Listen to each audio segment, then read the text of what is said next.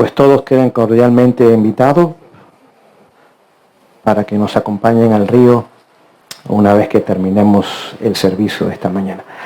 Antes de estudiar, vamos a tener nuestro segundo tema de carácter profético. Quisiera compartir con ustedes 3 cosas. Número 1, queremos darle gracias a Dios por estas reuniones. Queremos darle gracias a Dios, a esta linda familia que ha abierto este lugar. Son 2 familias que residen aquí y han compartido de sus bendiciones, aparte de su cariño.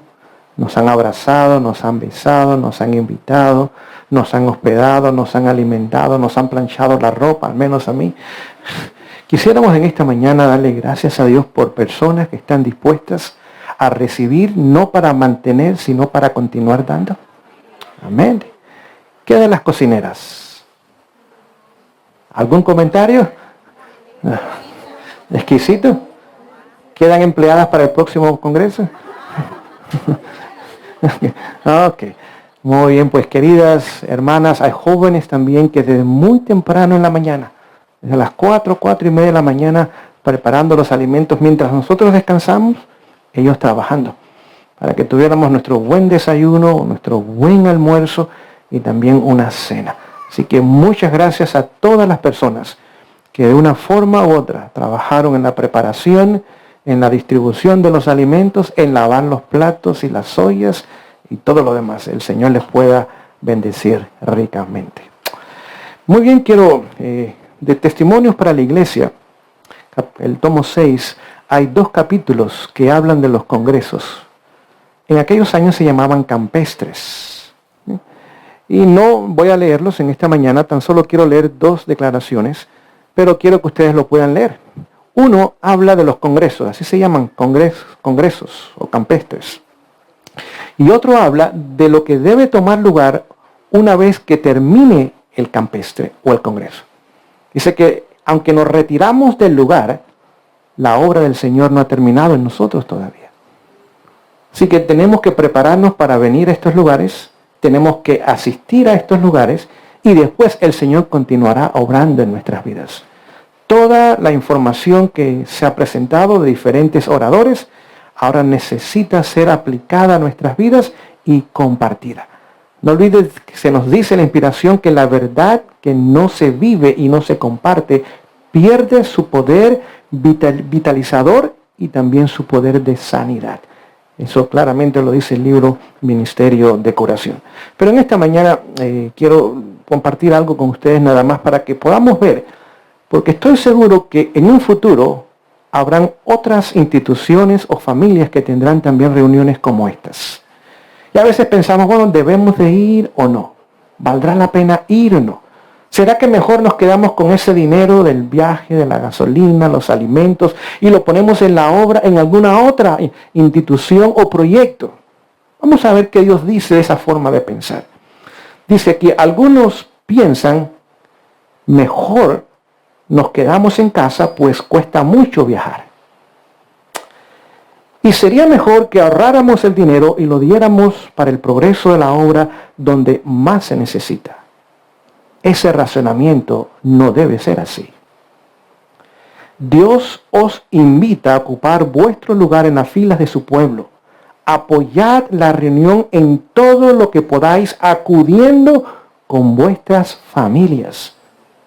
Haced un esfuerzo especial para asistir a la congregación del pueblo de Dios.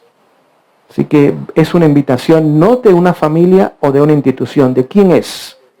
De Dios. ¿Y cuántos deben venir? Toda la familia. ¿Saben? Cuando nuestros pioneros tenían campestres, no era un fin de semana, eran 2 semanas. Si se les hace difícil un fin de semana, ¿qué de 2 semanas? Y todavía no podemos venir porque no podemos dejar de trabajar o quizás tenemos proyectos en mente y decimos, bueno, vamos el sábado. Bueno, amén los que vengan el sábado. Pero no olvide toda la verdad que el Señor pone a nuestra disposición. Y nosotros, por decisión personal, no la escuchamos, Él nos tiene por responsable de ella. Así que aquellos que podían haber venido y no llegaron, la razón que sea, y quizás sea algunas razones válidas. Enfermedades, accidentes, emergencias, etcétera, etcétera. Pero aquellos que podían haber venido, el Señor les tiene responsable por todo lo que pasó durante este campamento. Continúo la lectura. Dice lo siguiente. Hermanos y hermanas, es mucho mejor que dejéis sufrir algo de vuestro negocio, hablando del aspecto espiritual, material, antes que descuidar la oportunidad de oír el mensaje que Dios tiene para vosotros. Dios os invita. No presentéis excusas que os impidan adquirir toda ventaja espiritual posible. Necesitáis todo rayo de luz. Necesitáis estar preparados para dar una razón de la esperanza que hay en vosotros. Con mansedumbre y temor, no podéis perder tal privilegio. Y ahora, más adelante, en la página siguiente, ahora leo algo más que también nos ayude a entender lo que comparto con ustedes. Dice lo siguiente. Ninguno de nosotros debe asistir a un congreso o campestre confiado en los ministros o los obreros bíblicos para la reunión, para que entonces resulte una bendición. Dios no desea que su pueblo descanse por completo en los pastores. No quiere que se debiliten dependiendo de los hombres y seres humanos. Los creyentes no deben apoyarse como niños impotentes sobre alguien como si fuese un puntal. Como mayordomos en la iglesia de Dios, cada miembro de la iglesia debe sentir la responsabilidad de tener vida y raíces propias. Así que no importa quién es el orador. No tiene que ser un famoso, conocido, ministro, pastor, evangelista, conferenciante. Eso no hace que el campamento sea de éxito. Lo que hace el éxito del campamento, en primer lugar, la presencia de Dios. En segundo lugar, un estudio concienzudo de su palabra y del espíritu de profecía. Y en tercer lugar, nuestra presencia en este lugar. Que la próxima vez que en algún lugar en esta nación se haga una reunión, queridos, haga planes para asistir. Y si no hay nadie conocido, nadie famoso, nadie del extranjero, el Señor está allí.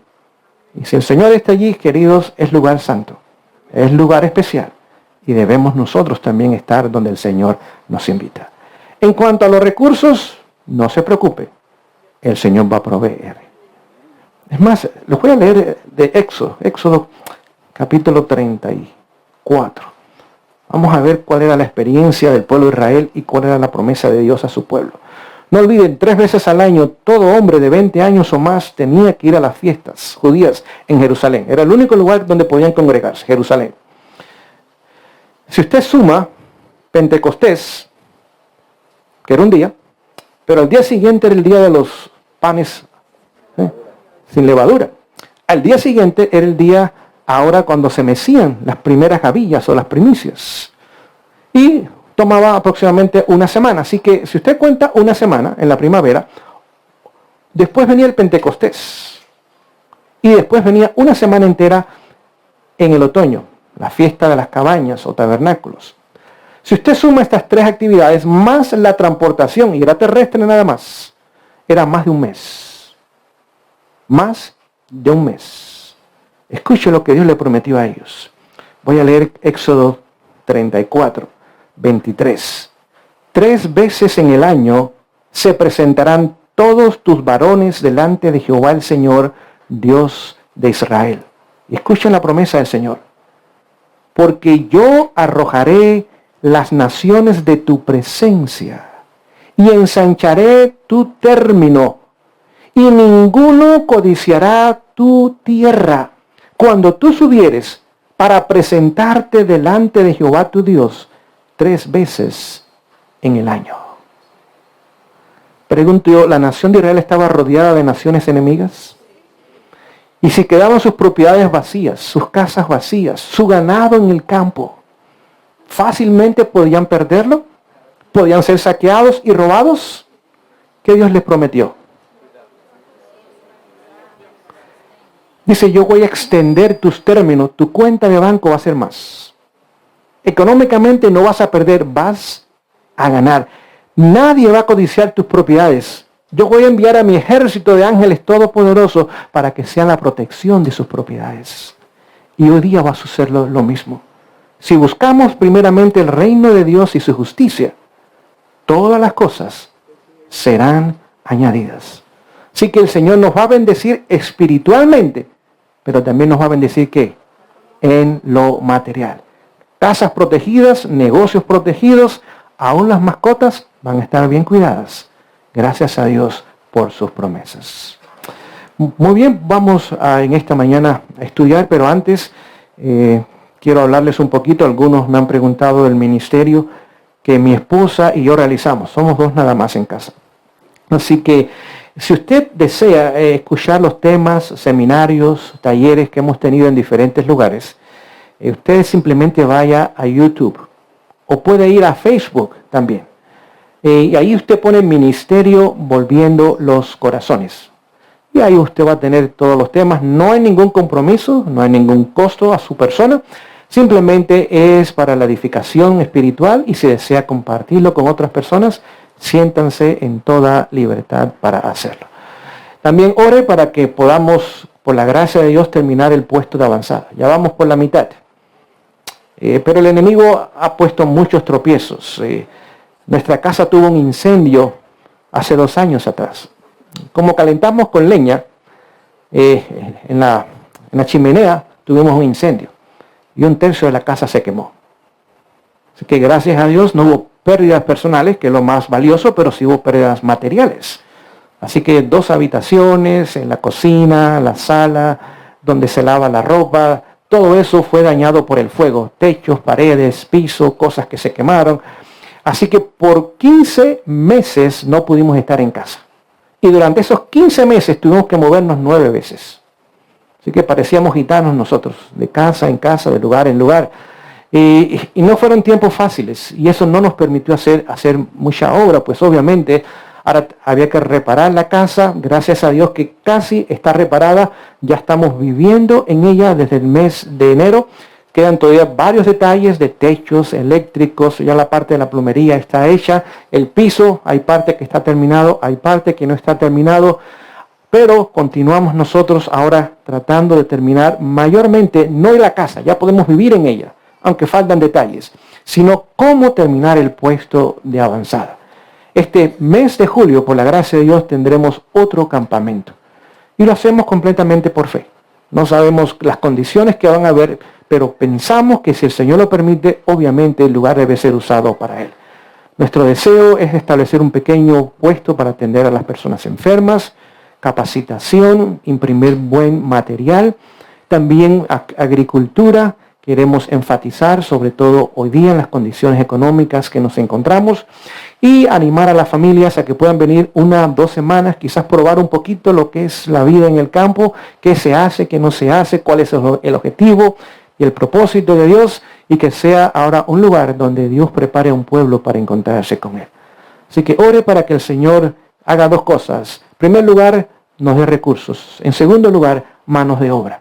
Como nosotros no podemos pagar mucho, pues casi nadie puede trabajar para nosotros. La gente pide hoy un salario alto en la construcción y nosotros no podemos pagar esos precios. Pero que de alguna forma el Señor traiga personas o estén dispuestas a trabajar por menos y de esa forma este año 2023 podamos terminar completamente el edificio, hacer baños, también 2 habitaciones más, poner un pozo séptico para los desechos y ahora podamos completamente ahora tener el lugar. Todavía faltarían más, tenemos planes grandes, añadir nuevas estructuras para nuevos proyectos, pero eso ya sería parte 2 o parte 3 y en el tiempo en cual el Señor así lo permita.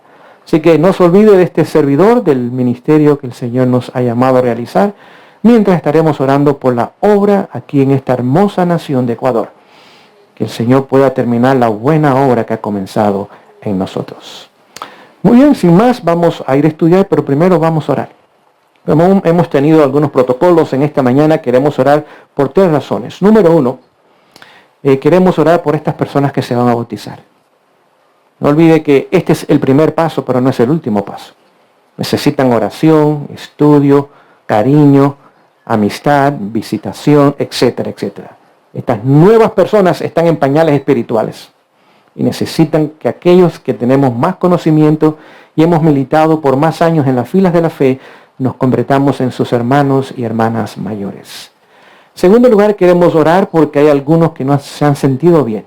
Quizás hay algún tipo de flu o influenza que ha estado dañando, enfermando a algunas personas, y queremos que en esta mañana aquellos que no se sientan bien, el Señor pueda poner su mano de sanidad sobre ustedes. Y aquellos que nos sentimos bien, que podamos seguir sintiéndonos bien. El Señor nos permita evitar estas enfermedades y regresemos a casa con salud y lleno de bendiciones.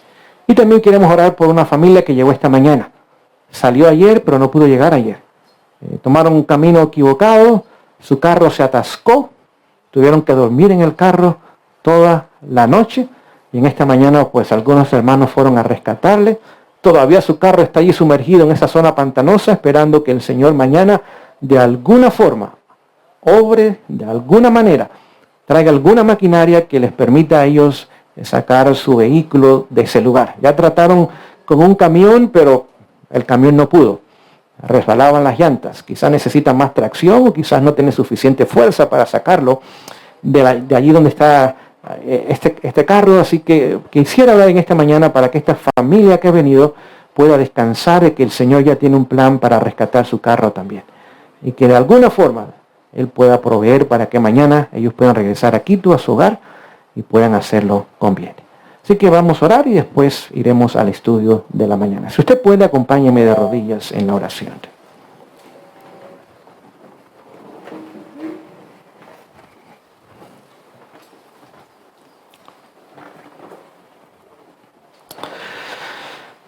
Amoroso Padre Celestial, gracias por ser un Padre tan maravilloso. Gracias por enviar a Jesús. Y cuando lo enviaste, a Él lo enviaste todo. Para salvarnos, para sacarnos del fango, del lodo, del hoyo cenagoso donde todos estábamos, Señor. Es increíble ese plan de salvación, maravilloso, más allá de lo que nuestras palabras pueden describirlo, Señor. Y que ese amor produzca amor en gratitud en nuestros corazones. Y nuestro único deseo, como fue el deseo de Enoc y el testimonio que él dio, vivir para agradar a Dios. Señor, bendice a cada familia que al menos un día ha podido asistir a este campamento.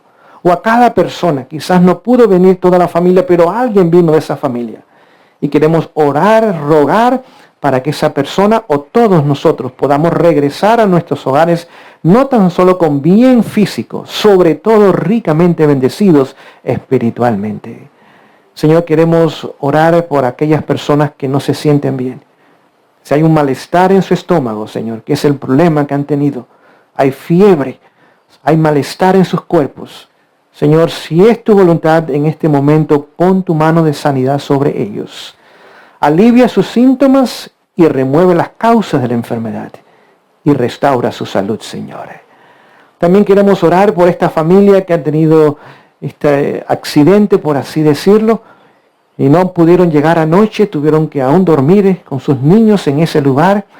Pero Señor, gracias a ti ya están aquí de alguna forma, ya sea hoy o mañana, temprano ellos puedan ver su carro rescatado de ese pantano, de ese ciénago, y puedan ellos otra vez regresar a su hogar, a Quito, con bien para bendición, Señor. Muestra tu poder y que todos podamos agradecerte por la forma que tú contestas aún mejor que lo que nosotros aún podemos pedir. Pedimos también y agradecemos por las familias que han hecho posible este congreso.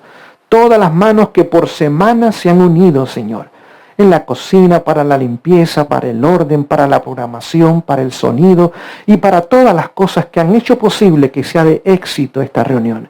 Recompénsales, suple sus necesidades materiales, que quizás ellos aún han tenido que hacer gastos de dinero que no tenían, Señor. Y gracias a aquellas familias que han venido también apoyándole con alimentos y manos de servicio, Dios. Que mañana también ellos puedan descansar y puedan darse cuenta, Señor, que valió la pena tener este evento y esta actividad. Bendice el estudio de tu palabra. Escóndeme detrás de ti y exáltate en esta mañana, Señor. En el nombre de Jesús. Amén.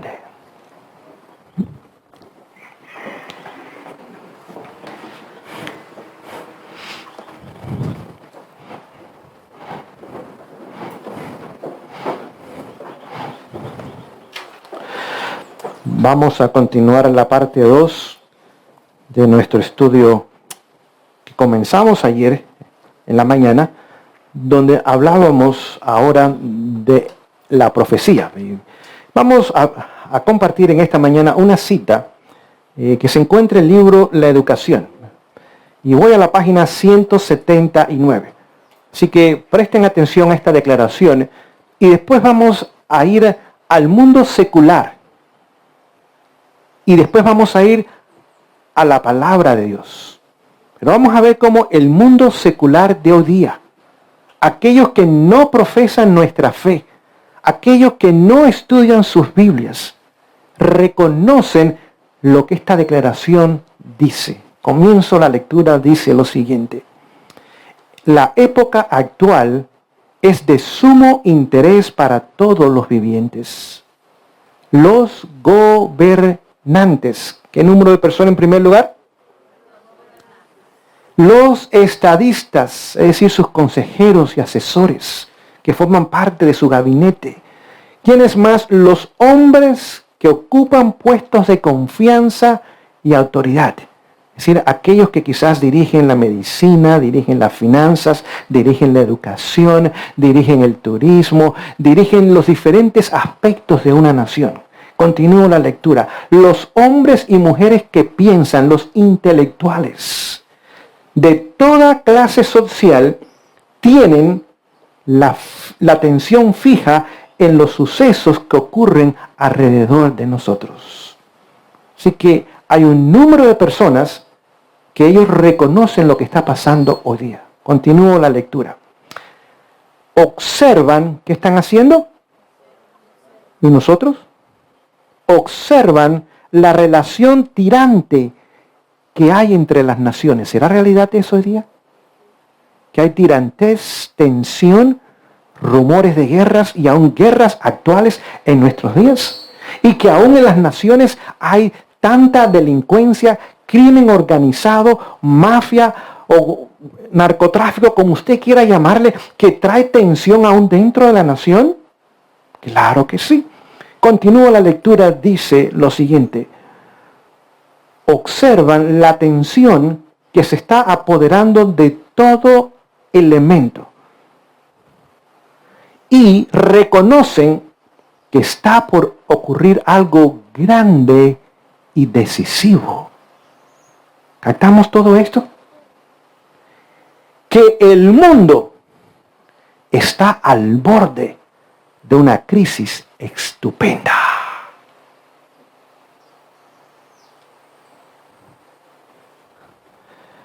Vemos ahora que aún estas personas reconocen el momento actual. Y quiero compartir con ustedes algunas de las noticias de esta semana. Uso mi teléfono para las noticias. ¿Sí? Quiero compartir con ustedes algunas de ellas. La semana pasada terminó en Suiza, la ciudad de Davos. No sé si ustedes han escuchado ese lugar donde todos los años hay una élite que se reúne allí. Y terminó la semana pasada. Y en la agenda de ellos hay 10 puntos. ¿Qué esperan ellos ver en el mundo en este año y el próximo año? Vamos a ver qué dicen ellos. Vamos a estudiar un poquito y analizar estas cosas. Lo primero que ellos hablan que tomará lugar este año y será aún más grave el próximo año. Número 1, aumentará aún más el costo de la vida. Lo primero que va a impactar, ¿qué es? Las finanzas. Las finanzas. ¿Será importante que tengamos nuestro terreno? ¿Que podamos cultivar nuestros alimentos? Aún estas personas que forman parte de esta élite que es la que gobierna el mundo, por supuesto Satanás es la cabeza detrás de ellos. Esto es lo que Satanás quiere hacer, pero usa agentes humanos, como Dios usa agentes humanos para avanzar su agenda también. Hay dos ejércitos, 2 líderes en cada ejército. Así que lo primero que vamos a ver afectados es el costo de la vida va a aumentar. Así que cuidado con nuestras finanzas. ¿Cómo gastamos cada dólar? ¿En qué lo usamos? El costo de la vida va a continuar incrementándose. Número 2, aumento de desastres naturales. Esto me preocupa porque si son naturales, ¿cómo ellos saben que van a aumentar? Pues no serán tan naturales, entonces. Y extremos en las temperaturas. Así que vamos a ver mayores desastres naturales y calamidades. A propósito, el libro Conflicto de los Siglos, páginas 645 y 646, dice exactamente lo mismo, excepto que esto es inspirado, esto no lo es. Pero ellos saben la agenda del enemigo. Así que, número 3, habrá mayores confrontaciones geopolíticas. Así que entre las naciones y la economía del mundo va a haber mayores confrontaciones. ¿Okay? Número 4, mayores cambios climáticos.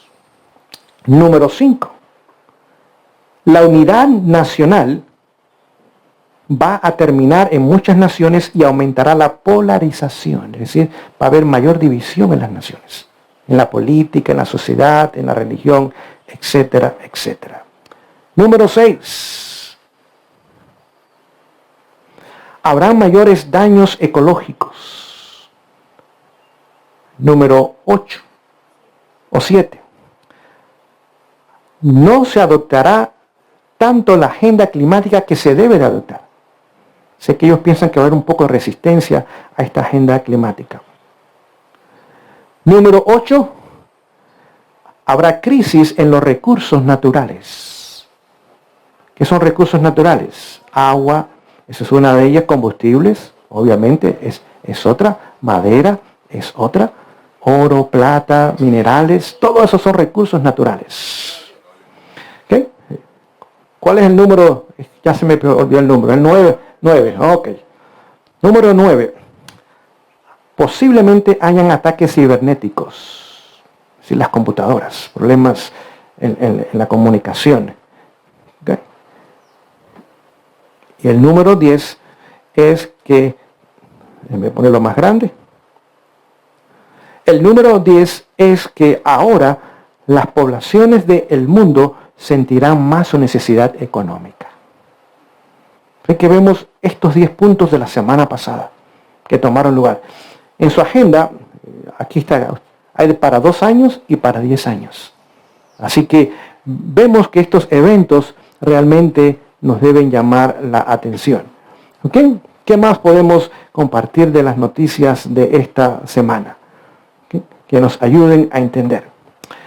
Esta semana dice, los precios en Inglaterra aumentaron un doble desde el principio del año. No olvide, Inglaterra es un país próspero. ¿Okay? Vamos a ver, ahora vamos a España. En lo que va del año, los precios en España se han acelerado tanto que aún ni sabemos el porcentaje de aumento. Otro país prósperos. ¿No hay muchos ecuatorianos en España? ¿Y para qué fueron allá? ¿Para la obra misionera? ¿O para el euro? Prepárenle un lugarcito aquí, por favor. Sus familiares en Estados Unidos, en España, en Alemania, en Canadá, que viven en las grandes ciudades y no se están preparando, dígale que haga 2 cosas. Si no va a regresar, que le envíe dinero para que usted se compre la finca entonces. Y se va a permanecer allá, que vaya a una finca. Porque la mayoría de los inmigrantes van a las ciudades a vivir, porque es donde están las fuentes de trabajo. ¿Okay?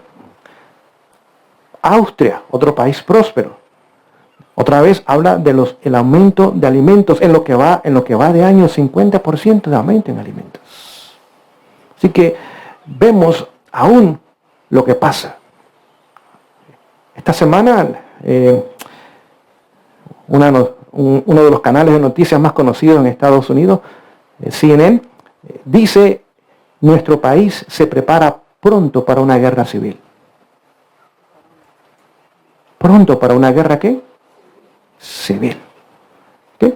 A propósito, les voy a leer ahora lo que fue escrito en el año 1899, al terminar el siglo XIX. Dice, en China, Rusia y las ciudades de América, miles estarán muriendo de hambre. ¿Escuchamos eso? ¿Qué países? En las ciudades de América. ¿Qué van a hacer miles? Muriendo de hambre. Eso no se ha visto en Estados Unidos nunca. Estados Unidos ha sido un país tan próspero por tanto tiempo que Estados Unidos ha sido una bendición para el mundo entero. Por cada persona que vive en Estados Unidos, hay 4 personas que se benefician fuera de Estados Unidos por las famosas remesas o envíos de dinero. Así que si tenemos 350 millones de habitantes casi en los Estados Unidos, multiplíquelo ahora 4 veces más. Estamos hablando más de 1.000 millones de personas viven mayormente en Latinoamérica, de México a Argentina, porque su familia le envía dinero. Pero cuando ellos estén muriendo de hambre en las ciudades de América, no le pueden enviar mucho dinero. Mucho dinero. Pregunto yo, últimamente, ¿han escuchado de Rusia en las noticias? ¿De China en las noticias? ¿Hay tirantes en estas naciones, entre ellas, incluyendo los Estados Unidos? Claro que sí. Continúo leyendo la declaración. Los hombres de dinero compran al precio más bajo posible y después venden al precio más alto posible. Y esto resultará en hambruna y traerá una guerra civil. Así que no era la guerra civil del tiempo de la esclavitud. Eso fue en los años 1860. Esta cita es del año 1899. Y cuando usted vea esa guerra civil en los Estados Unidos, ya sabe que inmediatamente el evento que sigue es la ley dominical. Porque el país tiene que estar en crisis en todo sentido, no tan solo económica, moral, social, espiritual, familiar, educativa, médica, para que el pueblo, que completamente es de tendencia liberal, que no tiene interés en las cosas espirituales, las iglesias están vacías y no tienen ningún fervor por las cosas espirituales, de repente en un momento no podemos seguir, tenemos que darnos vuelta y regresar nosotros a los caminos del Señor. Muchas gracias, hermano. Así que algo tiene que ser tan impactante en esa nación que el pueblo demande de sus legisladores una ley de carácter religiosa. Y sus legisladores, por no perder su posición, cedan a esa demanda. Así que cuando ustedes vean ese evento, ya ustedes saben que realmente estamos muy, muy cerca de ese momento de la ley dominical. ¿Qué más comparto con ustedes en esta mañana? Que nos ayude a ver aún más lo cerca que nos encontramos a los eventos finales de la historia humana. No voy a compartir todo porque hay mucho que pudiera compartir con ustedes, pero simplemente quiero compartir algo más. Cada mes de enero, las mentes más supuestamente fecundas se reúnen en Inglaterra para determinar cuán cerca estamos de un colapso mundial o del fin del mundo, como nosotros podríamos llamarle. Es más, ellos tienen un reloj y este reloj, ahora ellos lo avanzaron este año. ¿Saben lo que dice el reloj? Nos queda 90 minutos para un evento apocalíptico.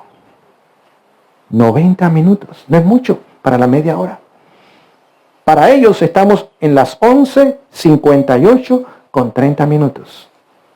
Y cada año se reúnen para evaluar diferentes elementos y entonces ellos adelantan o atrasan el reloj. Este año lo adelantaron y queda 90 minutos para la medianoche del planeta Tierra. Ahora, sabemos que Dios está en control de todas estas cosas. Es más, si usted lee el libro Eventos Finales, en la página 29 dice que la ley dominical está en control de Dios. Y tomará lugar cuando Él lo permita, no cuando los seres humanos queramos hacerlo, ni aun el mismo Satanás. Pero todas estas cosas comienzan a demostrarnos y a enseñarnos que realmente usted y yo estamos muy cerca del momento final de la historia humana. Comparto 3 noticias más de esta semana. Washington Times es un periódico muy conocido en los Estados Unidos, muy conocido. Dice lo siguiente: este año y el próximo serán muy importantes porque América se prepara para una segunda guerra civil.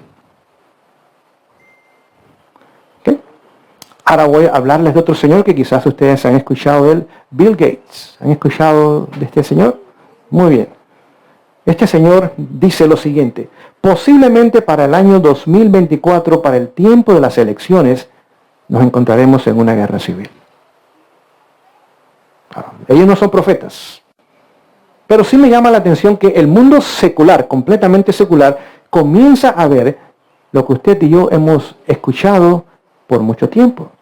Newsweek es una famosa revista en Estados Unidos. Dice lo siguiente: un grupo de ex generales, ya retirados por supuesto, temen que para el año 2024, alrededor de las elecciones, habrá guerra civil en los Estados Unidos. Son militares, son generales, no es un soldado raso que está entrando apenas. Son gente que pasaron 40 años en el ejército y tienen conexiones muy internas entre ellos. Andrew John, este fue un candidato a la presidencia en las últimas elecciones. No ganó, obviamente, pero dice: yo creo que para el año 2024 posiblemente podamos tener una guerra civil en los Estados Unidos. Hace poco comenzó a tratar de organizar un nuevo partido político. No sabemos qué suceda con esto.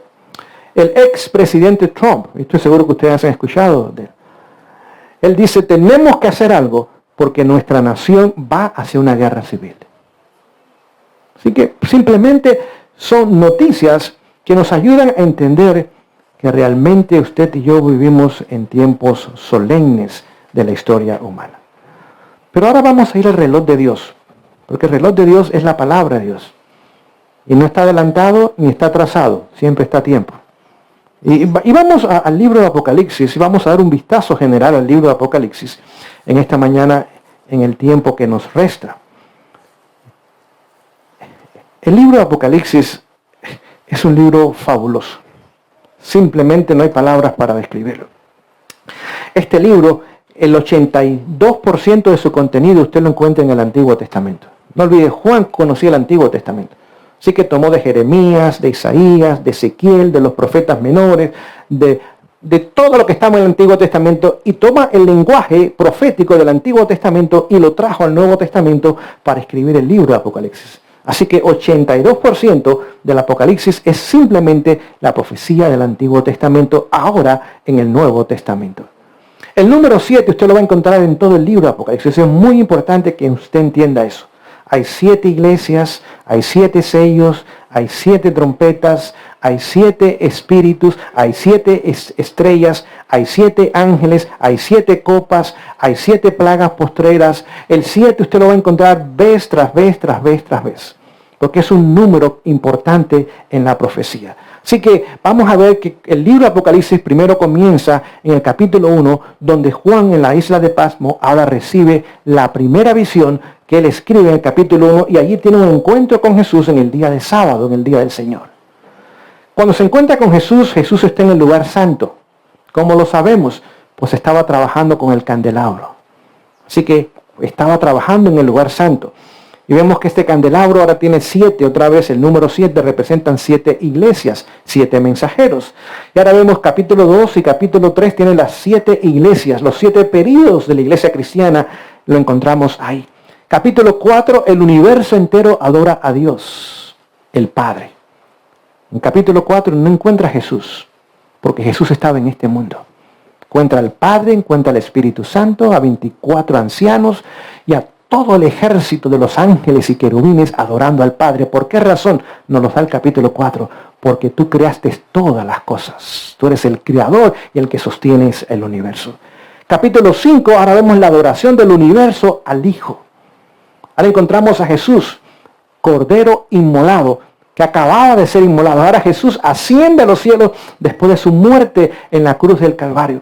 Y ahora allí vemos que Juan está llorando, capítulo 5. ¿Y por qué está llorando? Hay un rollo. Y este rollo nadie lo puede abrir. Y este rollo tiene 7 sellos. Y Juan está llorando porque él sabe la importancia de ese rollo. Ese rollo contiene la historia de la humanidad. De cada nación, de cada imperio, de cada persona, de cada familia, de cada institución. Todo lo que ha pasado está en ese rollo. Y el nombre de los redimidos. Y ahora Juan está llorando porque quiere abrirlo, quiere ver el nombre de los redimidos, quiere ver el final de la historia humana y llora porque nadie lo puede abrir. Pero ahora le dicen, no te preocupes, el Cordero tiene el valor para hacerlo. Y es digno. Y ahora Jesús comienza a abrir el rollo. Y cuando se alaba a Jesús, vemos que ahora el Espíritu Santo no está allí presente porque ya descendió a la tierra en el Pentecostés. Y ahora encontramos a Jesús, los 24 ancianos otra vez, todos los ángeles, los querubines, los serafines, el universo entero adorándolo. ¿Por qué? Porque eres el creador, pero también eres el redentor y nos has rescatado. Y ahora la familia humana tiene oportunidad de salvación. Capítulo 6 encontramos 6 de los 7 sellos, del 1 al 6. Capítulo 7, ahora hay un paréntesis. Al terminar el capítulo 6, Juan está muy preocupado. Él ve 7 grupos de personas, ve capitanes, gobernantes, estadistas, ve pobres, ve ricos y no están listos para la venida de Jesús. Y ahora Juan, desesperado, dice, Señor, ¿habrá alguien en pie el día que tú regreses? Ve a la gente yendo a las cuevas y pidiendo las piedras que caigan sobre ellos. Señor, ¿habrá alguien, porque no veo a nadie que esté listo en pie el día que tú regreses? Y ahora Dios abre un paréntesis, capítulo 7, el sellamiento. Ahora de los 144,000. Dice, sí habrá un grupo de hombres y mujeres en pie, no de rodillas ni huyendo de mi presencia, en pie, cuando yo regrese. Y ahora comienza a describir el evento de los 144,000. Que incluye el sellamiento.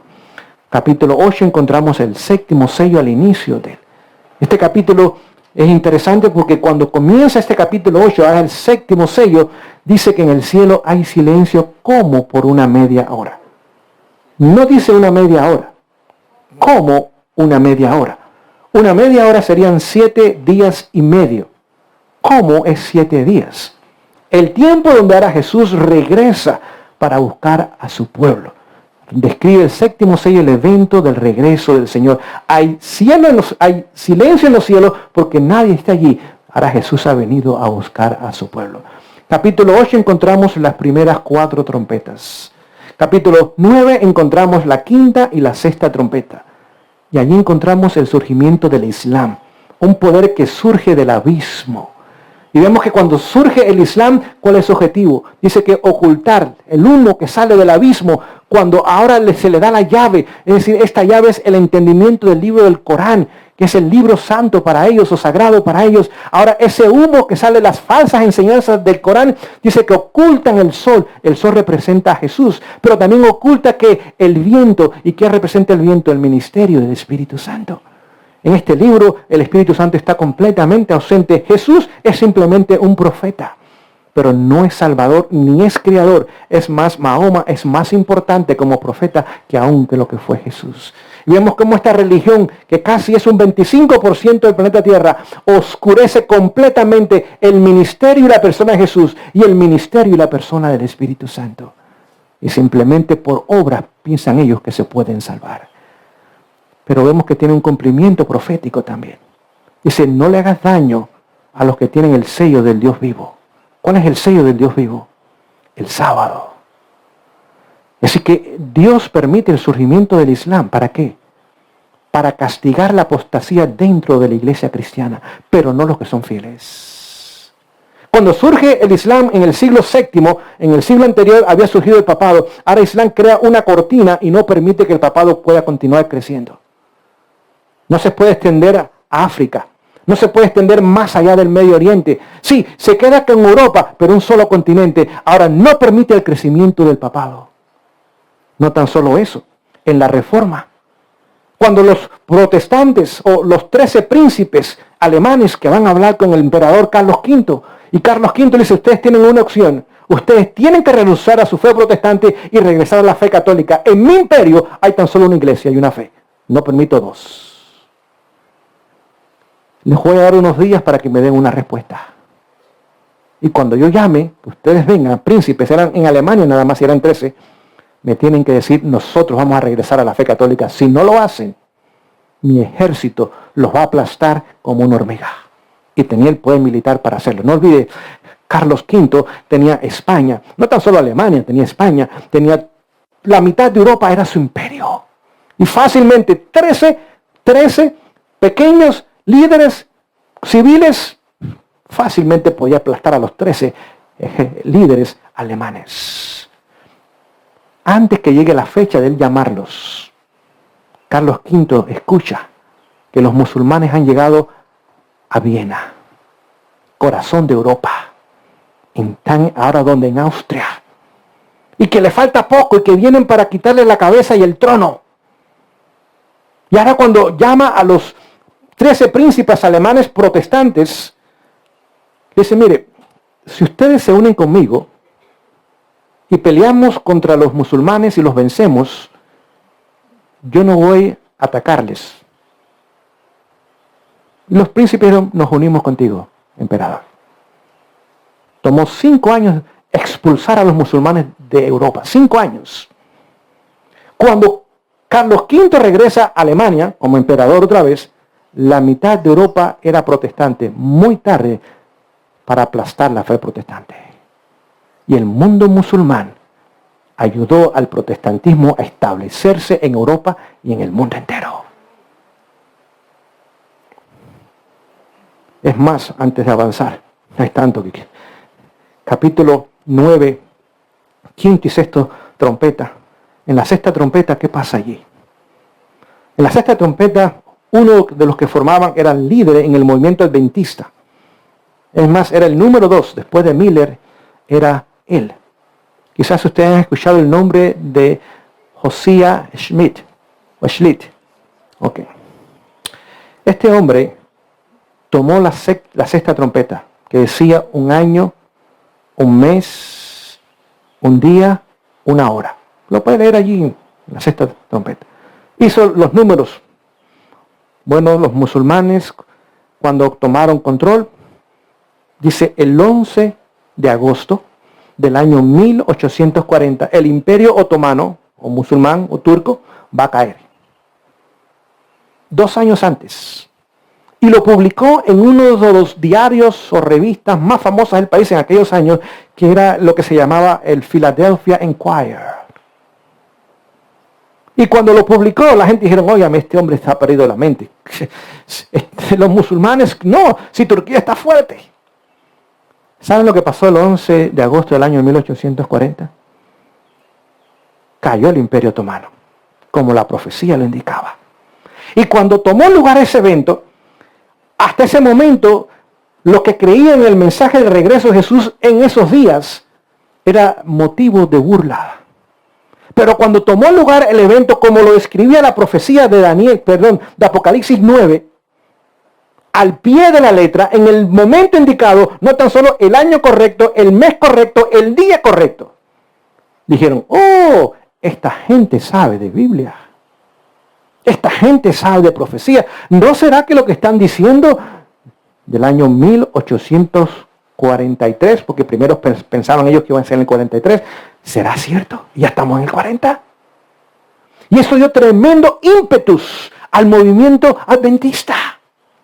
Es más de 1000 ministros de diferentes denominaciones se unieron con el movimiento cuando vieron el cumplimiento profético de Josiah Leach. Vemos otra vez que tenemos la palabra segura más permanente. Capítulo 10, ahí encontramos la historia del movimiento adventista. Queridos, ustedes tienen que estudiar ese capítulo. Ahí están nuestras raíces. Ese ángel poderoso que desciende del cielo, rodeado de nube. Todo ese uniforme tiene un significado que no vamos a estudiar en esta mañana, pero usted y yo tenemos que conocerlo. Ahí están nuestras raíces. Y vemos cómo ese movimiento ahora va avanzando en la historia. Es más, Juan contempló el gran chasco. Y lo iba a escribir. Y el ángel dice, no lo escribas. No lo escribas. Vamos a leerlo. Vamos un momentito allá. Capítulo 10 Apocalipsis. Algunos me están mirando y diciendo, óigame, ¿de dónde están tantas cosas? Bueno, vamos a leerlo. ¿Sí? Vamos a tomar el tiempo. Capítulo 10, verso 2. Dice, y tenía en su mano un librito abierto y puso su pie derecho sobre el mar y el izquierdo sobre la tierra. Así que Juan contempla aquí este otro ángel fuerte que desciende del cielo que tenía en su mano. Un librito abierto, no libro, librito. ¿Qué parte del Antiguo Testamento fue sellado? Daniel, pero no todo el libro de Daniel fue sellado. Del 8 al 12 nada más. Del 8 al 12. El librito, esa porción de Daniel que está cerrada, ahora llegaría el momento que estaría como abierta. Así que ahora comienza a ver por qué en esos años comenzó a haber un estudio de Daniel 8:14, donde habla 2300 tardes y mañanas, 2300 años. Así que Miller no fue el único. Muchos más, aún aquí en Sudamérica, con la CUNSA en Chile, comenzó a estudiar y a llegar a la misma conclusión. Y en Europa, en los Estados Unidos, en Canadá, muchos lugares, diferentes personas ahora comenzaron a estudiar Daniel 8:14 y llegaron a la misma conclusión. No pusieron fecha, pero dijeron, está muy cerca por ahí cuando se va a cumplir y el Señor va a regresar por segunda vez. Así que vemos ese librito que tenía el entendimiento de ese libro, ahora llegó a ser realidad. Antes, si usted lee la historia, hay un silencio ensordecedor en cuanto a Daniel del 8 al 12. No se escucha nada en la historia. Ni los líderes protestantes, nada, ni los comentaristas, cero, no sabían qué decir, porque estaba cerrado esa parte de Daniel. Pero cuando llega el momento, y cuando llega el momento después del año 1798, que es el tiempo de comienzo del fin, cuando llega ese momento se abre el entendimiento, la comprensión de ese libro, y en diferentes partes del mundo, diferentes personas comenzaron a predicar el mismo evangelio y el mismo mensaje. Verso 4. Y cuando los 7 truenos hubieron emitido sus voces, eso no vamos a hablar, hay 7 eventos que marcaron el cumplimiento del año 1844. Hubieron emitido sus voces, yo iba a escribir. Y oí una voz del cielo que me decía, sella las cosas de los 7 truenos han dicho y no las escriba. Así que Juan iba a escribir porque uno de esos eventos era el chasco. Iba a escribir que él vio el chasco que iba a tomar lugar y lo iba a escribir. Y él dice, no le escriba, séllalo. Déjalo ahí. No menciones nada. ¿Por qué? Porque el chasco iba a ser un zarandeo. Hubieron 2 zarandeos en el año 1843. Ellos pensaban que en marzo de ese año, no pusieron día, pero sí mes, Jesús iba a regresar hacia el final del mes de marzo. Y no tomó lugar. Y 250,000 personas que estaban esperando a Jesús, ahora el grupo se redujo a 50,000 personas. ¿Sí? El 81% simplemente fue zarandeado. Pero cuando Jesús no regresa el 22 de octubre del año 1844, de 50,000 ahora se reduce a menos de 50. Es decir, 0 o 0.01%. La 10ª parte de 1% quedó, nada más. Es más, si usted sigue leyendo el capítulo 10, dice que ese mensaje en la boca de ellos fue como dulce, pero cuando lo comieron fue amargo, el chasco. Ahí está el chasco. No lo describe, tan solo lo menciona. Y no pude escribirlo Juan. Capítulo 11, vemos ahora 2 testigos. En capítulo 11 vemos estos 2 testigos, pero también vemos algo más. A propósito, estos 2 testigos representan el Nuevo y el Antiguo Testamento. Y encontramos otra bestia que surge del abismo. Capítulo 9 fue Islam, ahora encontramos otra bestia que surge del abismo. ¿Cuál es esa otra bestia que surge del abismo? Ahora encontramos los eventos de la Revolución Francesa. El ateísmo, porque representa a Egipto. Capítulo 5 de Éxodo, verso 2. Cuando Moisés le dice a Faraón, deja ir al pueblo, dice, no, ¿quién es Dios para que yo escuche su voz? Yo no conozco a Dios, ni escucharé su voz, ni dejaré ir a su pueblo. Ese poder ateo que se manifestó en la Revolución Francesa, pero también está acompañado no tan solo de Egipto, de Sodoma, la promiscuidad que habría.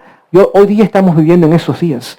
El mundo hoy día gira hacia la izquierda en la política, legalizando todo tipo de promiscuidad, todo tipo de inmoralidad, todo tipo de droga, todo tipo de crimen. Hoy día estamos viviendo en esos momentos de la historia, donde ahora surge, y el tiempo no nos permite, pero si usted va a Daniel 11, está el rey del norte y el rey del sur. Está el papado que está luchando contra el ateísmo. Hay una confrontación entre ambos poderes. El papado termina venciéndolo, pero después el papado es vencido también. Así que vemos cómo se va desarrollando los eventos en la profecía, tanto en Daniel como en el libro de Apocalipsis. Y ahora vemos este surgimiento, este poder al final de la historia. En el capítulo 11 encontramos la 7ª trompeta. Y cuando esta trompeta comienza a sonar desde el año 1844, ahora dice que ellos vieron el templo de Dios que se abrió. Y cuando se abrió el templo de Dios, que contemplaron allí, contemplaron el arca del pacto o del testimonio. Ahora, la obra de Jesús en el santuario celestial, en el lugar santísimo, se inició a partir del año 1844. Pero esa es la primera parte del libro de Daniel, del Apocalipsis, perdón. Ahora vamos a la segunda parte. La primera parte, el 80% ya está cumplido, es historia, ya no es profecía, es historia. La segunda parte es la que en su mayoría no ha sido cumplida, es profecía todavía. Y allí encontramos el capítulo principal de Daniel, es el capítulo 12, donde hay 7 confrontaciones entre Cristo, que es Miguel, y Satanás, que es el dragón. Hay 7 encuentros, hay 6 en el capítulo 12 y hay uno más, que es el final en el capítulo 20, después de la tercera venida de Jesús.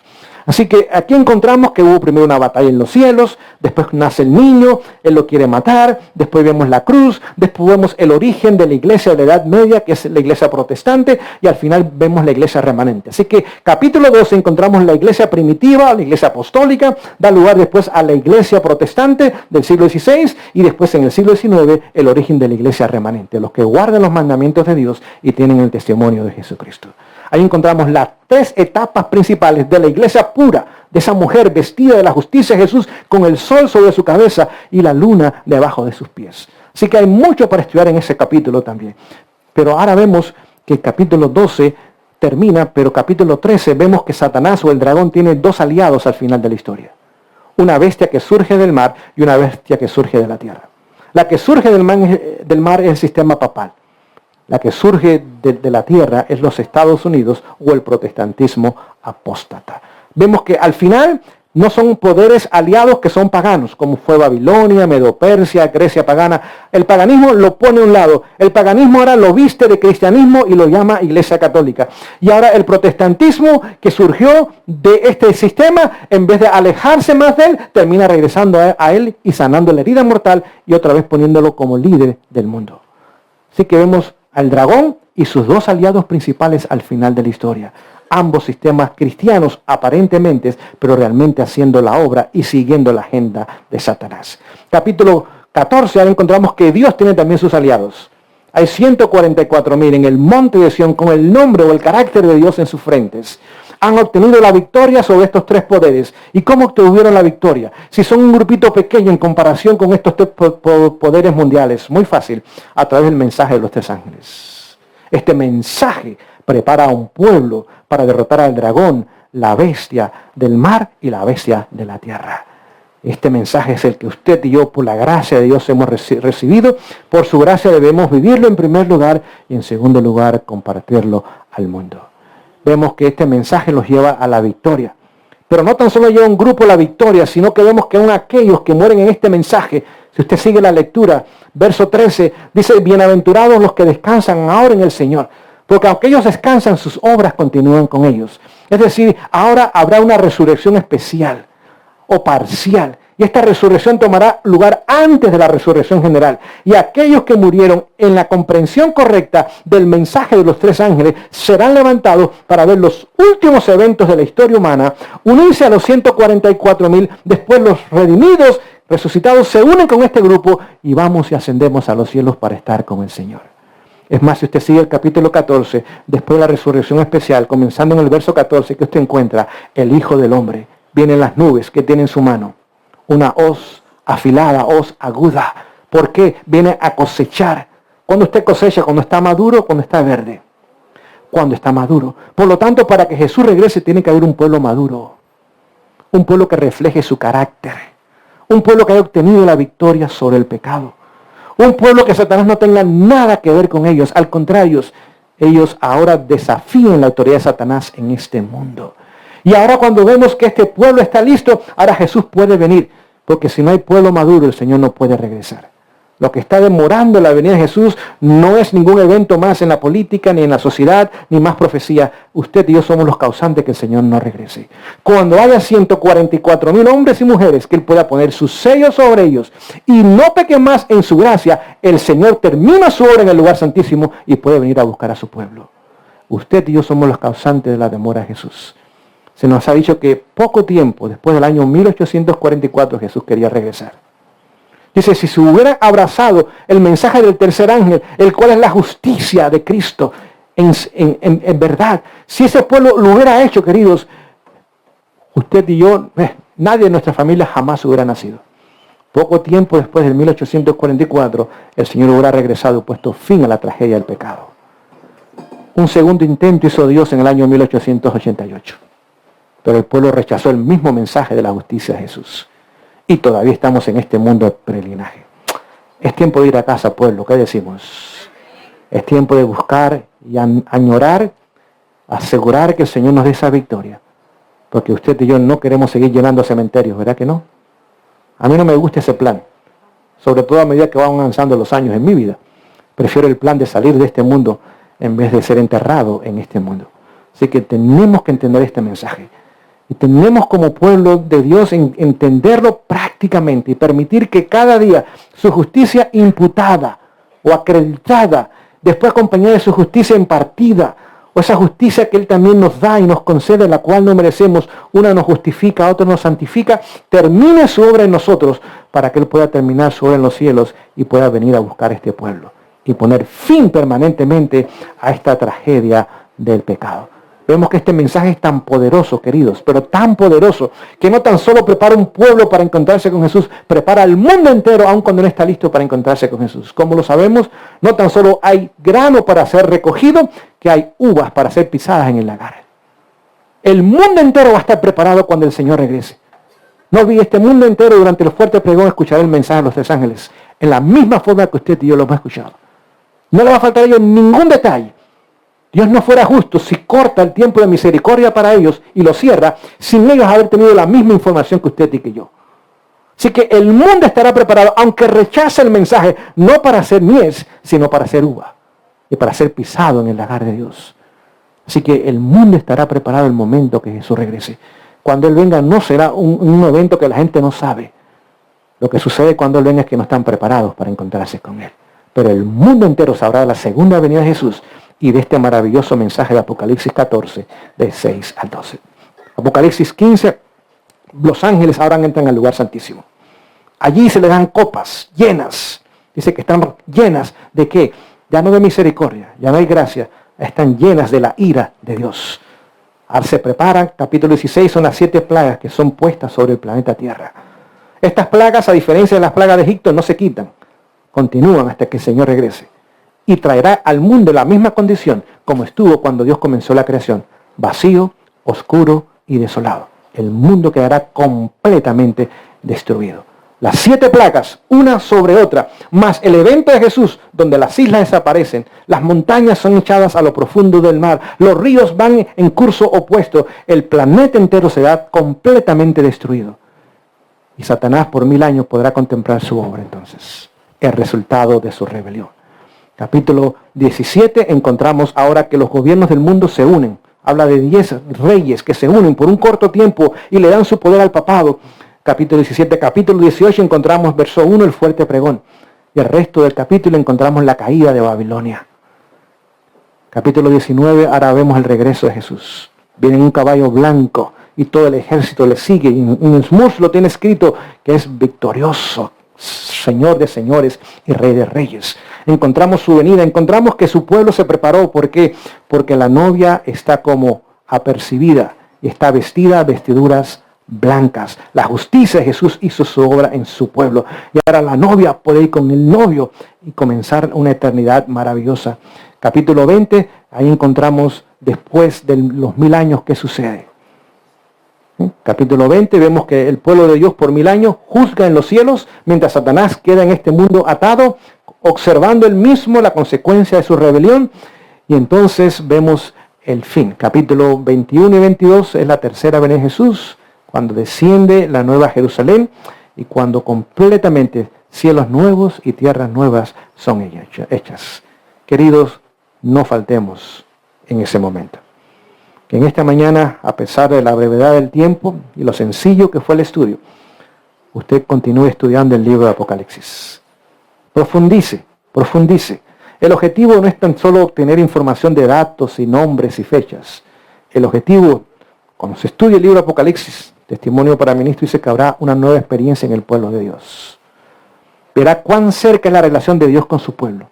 Comprenderemos mejor esa justicia del Señor que nos salva. Y ahora podemos también tener mayor amor por aquellos perdidos y trabajar a favor de ellos. El Señor nos bendiga. Podamos tener un sábado muy bendecido.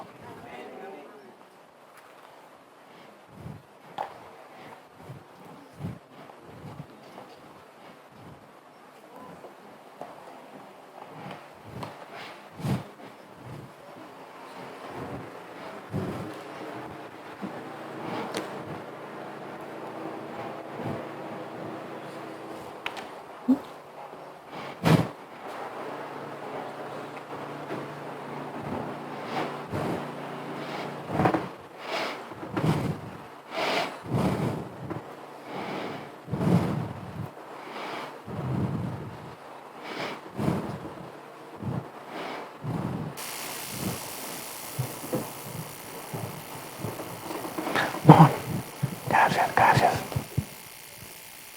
Con gran regocijo en nuestro corazón, cantemos el himno 165. Vendrá el Señor. Hemos escuchado cómo suceden muchos eventos en el mundo y todas son señales del pronto regreso del Señor. Estudiamos el Apocalipsis y vemos y nos llena de gozo saber que todo está en cumplimiento. Y solamente falta que el Señor venga y nos rescate de esta maldad. Vendrá el Señor, nadie sabe la hora del día anhelado, se ve la aurora. Oh, siervos de Dios, anunciad sin demora que muy pronto vendrá. Él vendrá. Esperad y velad, pues Él vendrá. Aleluya, aleluya, en las nubes vendrá, con sus huestes gloriosas, sí, muy pronto vendrá. En cielo y tierra se anuncia el portento de Cristo en su glorioso advenimiento. Oh pueblo de Dios, el solemne momento, pues muy pronto vendrá. Él vendrá. Esperad y velad, pues Él vendrá. Aleluya, aleluya, en las nubes vendrá, con sus huestes gloriosas, sí, muy pronto vendrá. Velad y orad con la vista alzada, salid y luchad con la santa espada, y dad trabajar con la fe reanimada, pues muy pronto vendrá. Él vendrá. Esperad y velad, pues Él vendrá. Aleluya, aleluya, en las nubes vendrá, con sus huestes gloriosas, sí, muy pronto vendrá. Amén.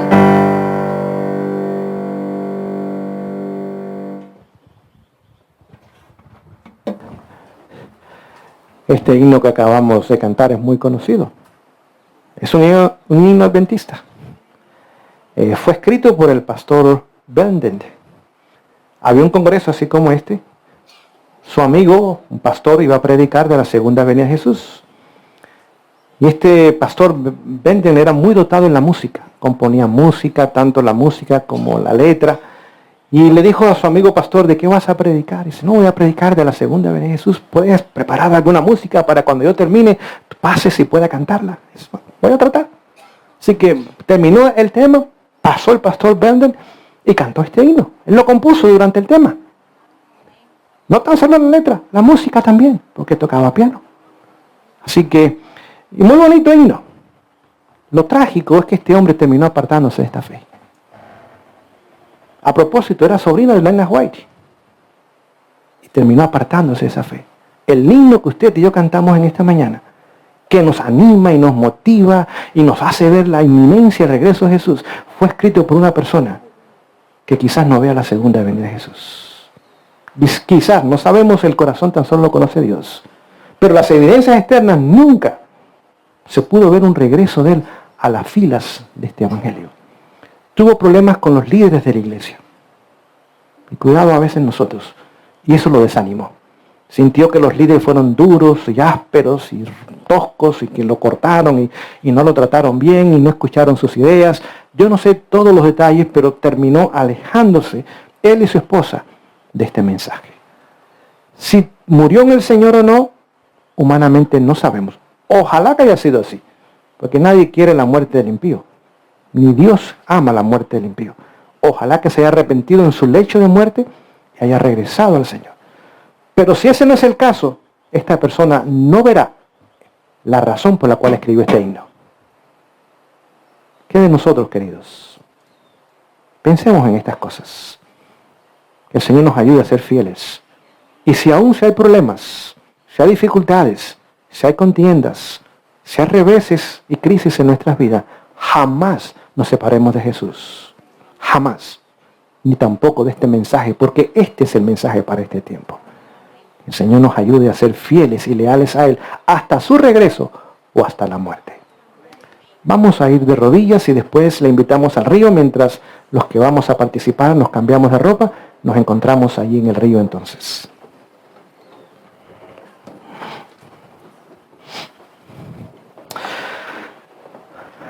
Amoroso Padre Celestial, en esta tarde ya, te agradecemos que podemos juntos cantar este hermoso himno, juntos estudiar el orden de los eventos en el libro de Apocalipsis y ver cuánta información maravillosa encontramos en ese libro, que es una revelación de Jesucristo.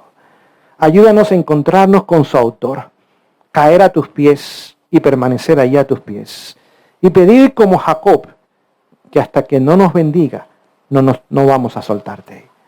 Señor, en este momento quizás hay personas que están tomando decisiones. Quizás hay personas que quieren una relación más estrecha contigo. O mejorar sus matrimonios, la educación de sus hijos, cuidar de su salud, trasladarse de la ciudad al campo, serte fieles en lo poco y en lo mucho. ¿Quién sabe qué decisiones en este momento nosotros estemos tomando en este lugar? Oh Señor, recompensa cada una de esas decisiones, no tan solo con tu aprobación, sino con el éxito al nosotros poner en práctica tu palabra. Señor, bendice el resto de este sábado, las actividades que han de tomar lugar, el bautismo que pronto ha de ser una realidad y las personas que públicamente se unen contigo, Señor. Gracias una vez más por el llamado que nos has hecho. Ayúdanos a serte fieles y leales en todo momento. Gracias, oh Dios, en el nombre de Jesús. Amén.